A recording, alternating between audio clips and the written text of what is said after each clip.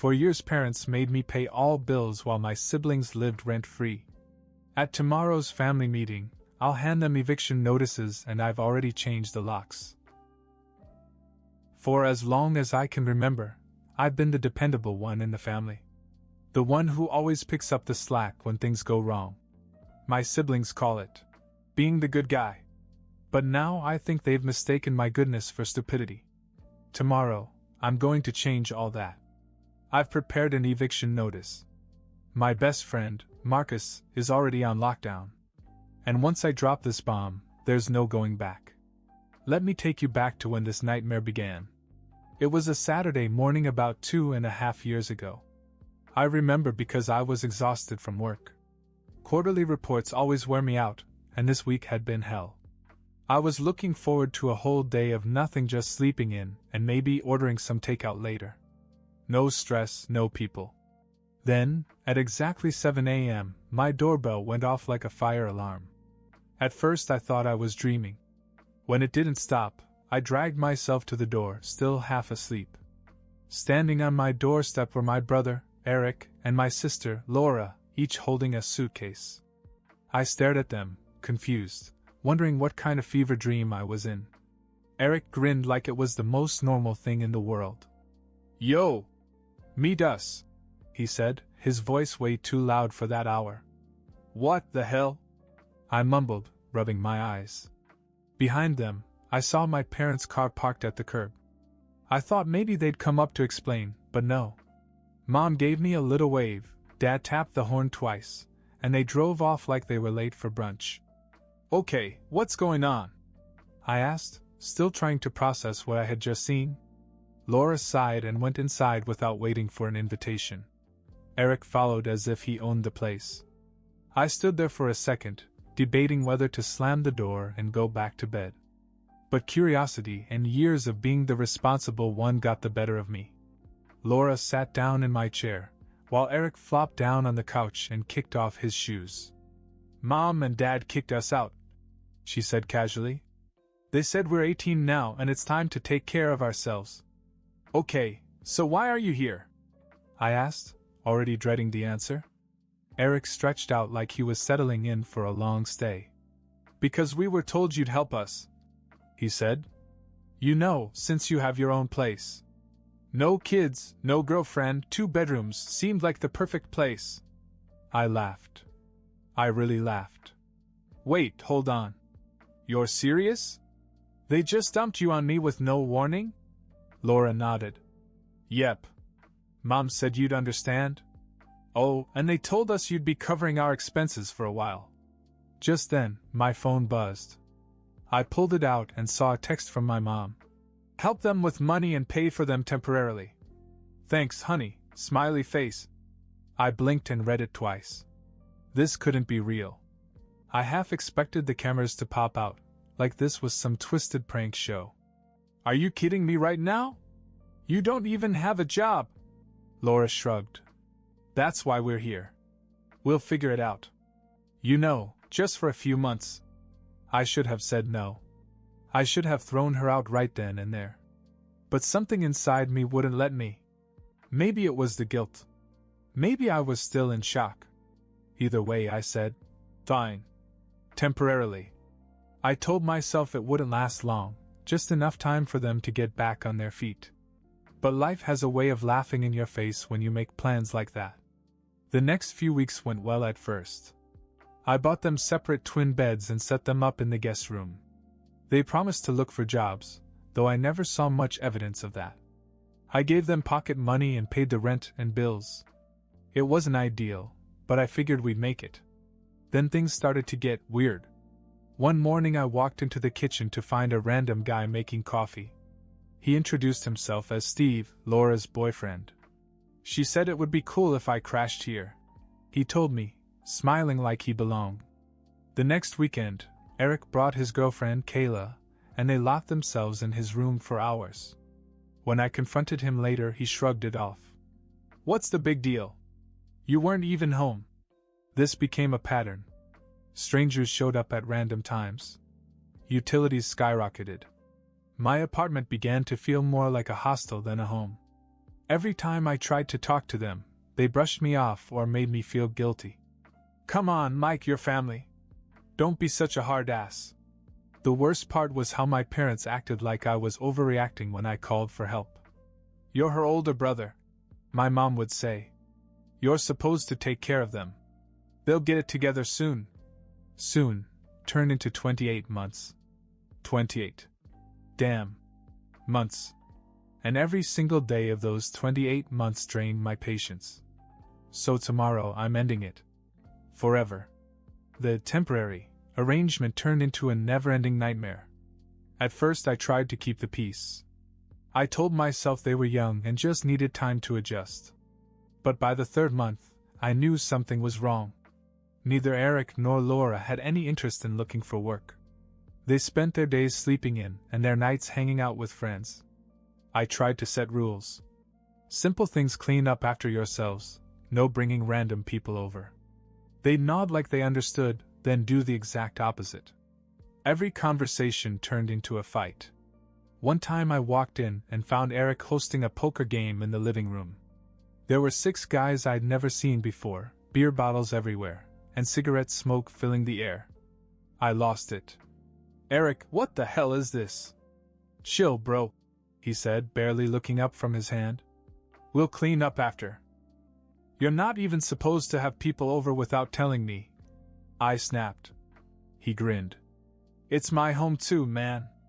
Don't be a buzzkill. That line stuck with me. My home too? They acted like they owned the place. I kicked everyone out that night, but Eric sulked for days, acting like I'd ruined his life. Meanwhile, Laura was no better. She kept sneaking her boyfriend Steve over, and I'd hear them fighting at all hours. One night I came home to find a broken lamp and a huge hole in the wall. They claimed it was an accident, but I didn't buy it. I tried to get my parents involved. I called my mom and laid it all out. The freeloading. The damage. The constant stream of strangers. Michael, you have to be patient, she said. They're still working things out. Mom, it's been 6 months. They're not figuring anything out. They're taking advantage of me, she sighed. They're your siblings. Be a little more understanding. I was at my breaking point. But then things took an even stranger turn. One night I came home from work and noticed something was wrong. The lock on the front door was jammed. When I finally made it inside, I found Laura and Steve sitting on the couch, looking nervous. What's going on? I asked, looking around. Laura hesitated, then blurted out. Well, we might have lost a key. Lost a key? I repeated. What do you mean lost a key? When? How? Steve spoke up. It was at a party last weekend. Someone must have taken it by accident. A cold shiver ran down my spine. You gave someone a key to my apartment? No. Not exactly, Laura stammered. We maybe had some people over and left the key on the counter. It must have disappeared. I couldn't believe what I was hearing. For the next week, I was paranoid every time I came home. I had no idea who had access to my apartment. I finally had to change the locks, which cost me another couple $100. After that, I started planning my escape. I wasn't just dealing with freeloaders anymore, I was living in chaos. But I had a problem. I couldn't get them to leave. Every time I brought up the idea of leaving, they'd laugh it off. Oh, come on, Mike. You know we're not ready for that. I was stuck. Until an opportunity dropped into my lap. One day, Eric casually mentioned that he and Laura wanted a place of their own. Something bigger than this, he said, as if my apartment wasn't good enough for them. An idea flashed through my head. I played it cool. You know, I've been thinking about upgrading myself. I might even have a solution for you. They perked up immediately. What kind of solution? Laura asked. A surprise, I said with a grin. You'll find out soon enough. They were intrigued, and for the next few days they kept asking me what I had planned. I was vague, telling them I was working on something big. In reality, I had a plan to finally get them out. I told them to pack their things because I was going to give them their own place. They didn't believe me at first, but when I kept up the act, they bought it. Saturday morning, we loaded up the car and drove to our parents' house. All the way there, Eric was hyped. Man, I can't wait to see this place. You really came through for us, Mike. Oh, trust me, I said. You're going to love it. We pulled up to the house and that's when reality hit them. They saw Mom and Dad waiting on the porch. Laura frowned. Wait, what's going on? This isn't the new house. I parked and turned to face them. You're right. It isn't. This is where you'll be staying from now on. I'm done. They both froze. Eric was the first to speak. What do you mean done? You can't just dash. I already did. I cut him off. While we were driving here, Marcus changed the locks on my apartment. You're not coming back. For the first time in over 2 years, they were speechless. But I wasn't done yet. Go talk to Mom and Dad, I said. You have a new home now. You can freeload off them instead. I got out of the car and started unloading their things. As I put the last suitcase on the porch, something unexpected happened. My mom pulled me aside and whispered, Michael, we need to talk, there's something you're not telling me. Mom pulled me aside, her face unusually serious. Michael, before you leave, there's something I need to tell you. I glanced back at Eric and Laura, who were still standing by the car, shell-shocked. I wasn't in the mood for any more drama, but Mom's tone caught my attention. What is it? I asked, keeping my voice low. She hesitated, then said, Your father and I didn't just kick them out because they were 18. We had reasons. Reasons? I repeated. Like what? They told me you just threw them out without warning. Mom shook her head. They didn't tell you the full story, did they? I crossed my arms. No. And I've been footing the bill for their lives for the past 2 years, so maybe you should fill me in now. She glanced nervously at the front door, then lowered her voice. They were causing serious problems at the house, Michael. It wasn't just laziness. Eric was caught stealing from your father's business, and Laura was sneaking strangers in at night. It got to the point where your dad nearly filed a police report on Eric. I blinked, stunned. Wait, what? They never said a word about that. Of course not, she sighed. They've always depended on you to clean up their messes. You've been the safety net for them, and honestly, your dad and I let that happen. We figured you'd take care of things, like you always do. I clenched my jaw, feeling a mix of anger and betrayal. I had put up with so much crap from them. Broken furniture, random people in my apartment, skyrocketing bills, and now I found out they'd pulled similar stunts back at home. And worse, my parents had just dumped them on me without even telling me why. They stole from Dad? I asked again, still processing. Mom nodded. Eric claimed it was a loan and promised to pay it back, but that never happened. And Laura, well, let's just say we had more than one late-night visit from angry strangers looking for her. Great. So not only were they freeloaders, but they also had a history of shady behavior I hadn't known about. No wonder they had treated my place like a revolving door. I took a deep breath. Why didn't you warn me? I could have handled this so much differently if I'd known. Mom looked guilty. I thought they'd behave better with you. I thought maybe you could set them straight. Clearly, I was wrong. Yeah, you were, I said, shaking my head. I was beyond pissed now. All those months of second chances and compromises, what a waste. I turned and walked back toward the car. Eric was leaning against the hood, looking annoyed. Laura had her arms crossed, glaring at me like I just ruined her life. This is bullshit, Eric muttered. We can't stay here. Mom and Dad don't want us around either. I laughed bitterly. Yeah, I wonder why. Maybe it's because you stole from Dad and Laura brought a circus of strangers into the house. Their eyes widened in shock. Laura stammered. How did? Mom just told me everything, I said, cutting her off. You lied to me. For years. And you think I'm the bad guy here? You're lucky I didn't kick you out a long time ago. Eric's face turned red. That's not fair. You don't know what it was like living with them. Dad was always on my case. I didn't have a choice. Yeah, you did, I snapped. You had a choice to get your act together, but instead you brought your crap to my doorstep. Well, guess what? I'm done being your fallback plan. I could see the panic setting in now. Laura looked at Mom, hoping for backup, but Mom just shook her head. Don't look at me, she said. Michael's right. You need to take responsibility for your own lives. Eric tried one last angle. Come on, Mike. We're family. You can't just abandon us.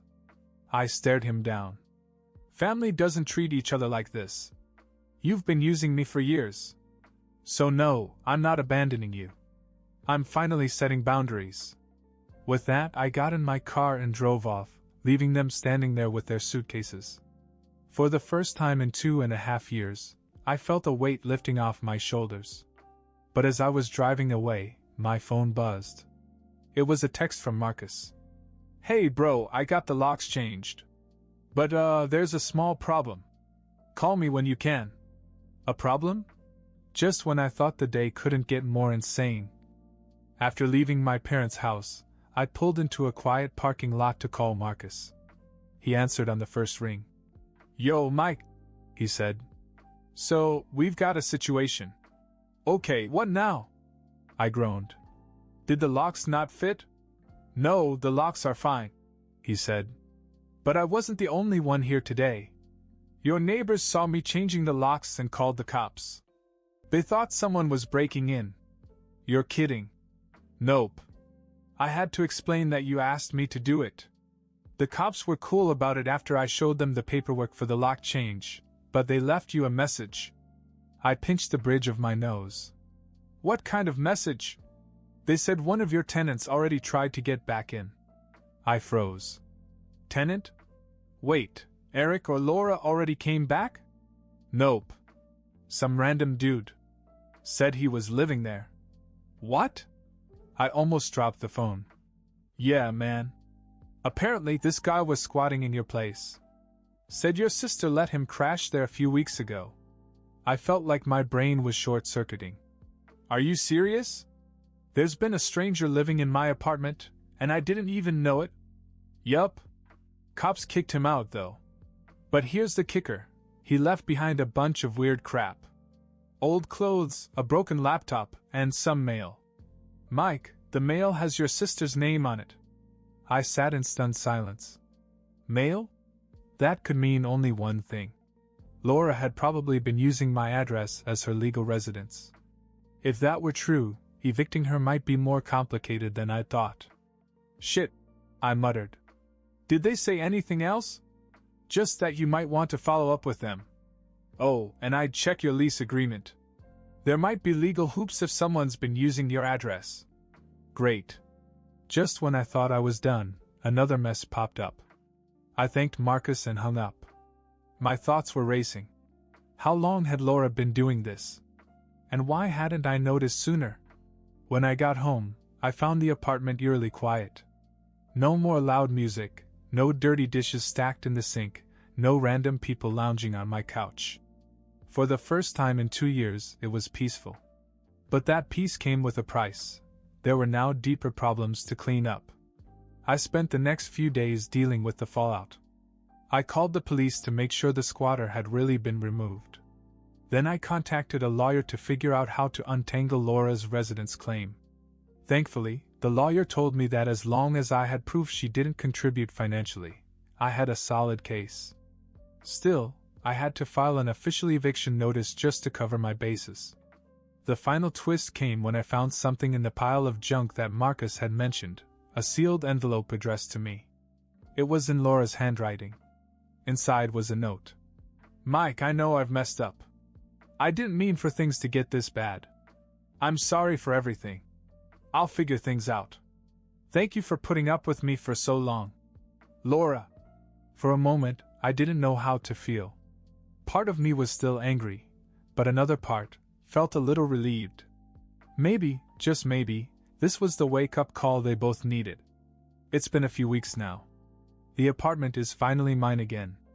No unexpected guests, no wild parties, no draining arguments. I'm not sure what the future holds for Eric and Laura, but that's their problem now. I've done my part. And you know what? It feels good to finally put myself first. Update. Hey everyone, thanks for all the advice and support on my last post. I thought I was done with this nightmare, but of course there were a few surprises left. After I changed the locks, my friend Marcus called me and said the cops showed up. Apparently one of my neighbors saw him changing the locks and thought someone was breaking in. No big deal, right? Well, then I found out that some random guy had been living in my apartment. Turns out Laura had been letting this guy crash there for weeks without telling me.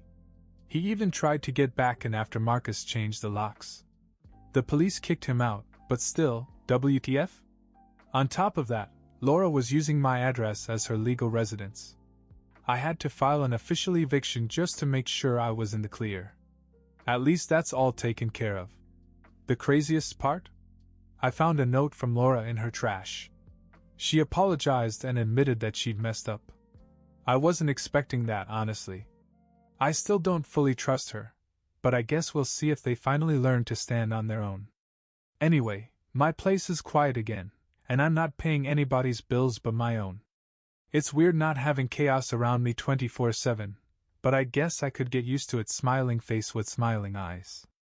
Thanks again, Reddit. You guys were right, sometimes you have to cut your family off to save yourself.